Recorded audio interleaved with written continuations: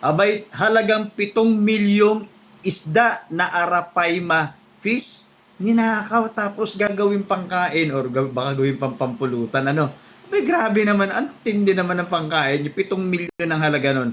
Ay, alam niyo bang napakamahal po nung isda ng Arapaima? Isa po yan sa pinakamahal na isda. Saka yung, syempre, ano pa bang alam ninyo mga mahal na isda? Yung mga pang-aquarium, mga pang-alaga, no? Meron ba kayo mga arwana, yung mga golden arwana? Naalala ko noon kasi mahilig din ako mag-alaga ng mga ganyan. Ano, marami po kasing klase ng fish na pwedeng alagaan, pang aquarium, pang kagaya nun, sa resort kasi yon. Siyempre, baka isa sa mga collection ng may-ari yon. Baka sabihin nila, ba't kasi nag-alaga ng ganung kamahal na isda? Kasi siyempre dun masaya yung tao, dun masaya yung may-ari. Baka mahilig talaga siyang mag-alaga ng ganun. At ilang taon na po yun, matagal na pong panahon yung isda na yun. I mean, matagal na pong inalagaan yun hanggang lumaki ng ganun. At yung naging value nga nung isda na yun ay umabot na sa 7 million tapos nanakawin lang nung tatlong yan. So, kahit po sabihin may galit ka dun sa may-ari. Halimbawa lang, no? Kung may galit ka man sa may-ari, dapat hindi niyo ginagawa. Alam niyo kung bakit? Itinatayayan niyo yung inyong kinabukasan sa ganung paraan. Paano yan? Qualified theft, ano bang kaso? O sabihin na natin na available man yun. Ano, paano yan? Makukulong talaga kayo hanggang di kayo nagbabayad ng pampiyansa. Or kung hindi man kayo makapagpiyansa, ang tagal na ng panahon pong ilalagi nyo dyan sa kulungan dahil lang sa nanakaw ng isda. Susmiyo naman, isda na lang, ang dami sa palengke, no?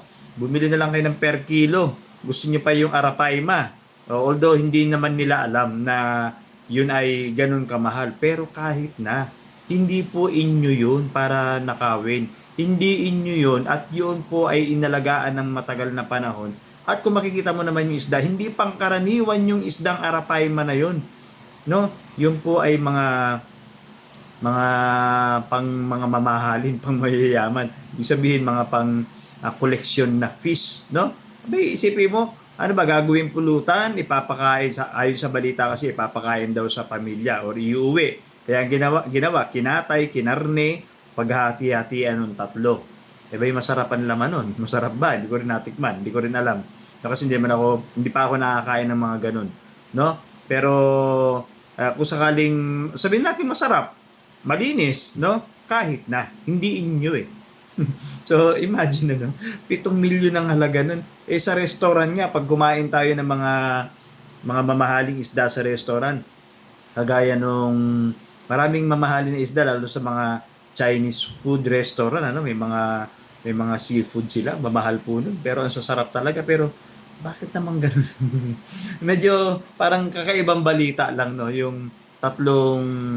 Actually, ano yata yun eh, trabahador din yata yun doon sa resort na yun.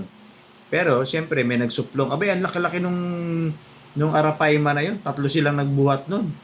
O di sinumbong nung guard, sinumbong. Tapos, ayun na, qualified theft po yun. Pag nanakaw po yun. At ang nakakahinayang doon, napakatagal mong inalagaan.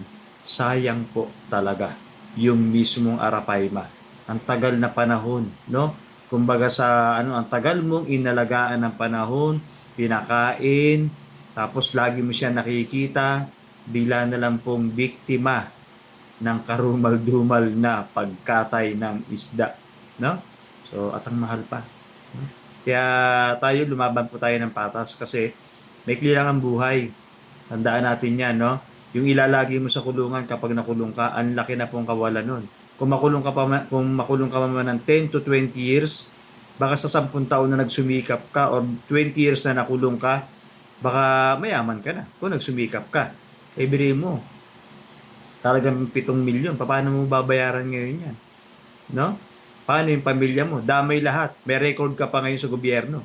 Paano ka pa lalo maghahanap ng trabaho niyan? Kaya pag-isipan natin lagi maigi. No? Life is too short. So, ang buhay ay maikli. So, enjoy natin yung buhay na pinahiram sa atin ng Diyos, no?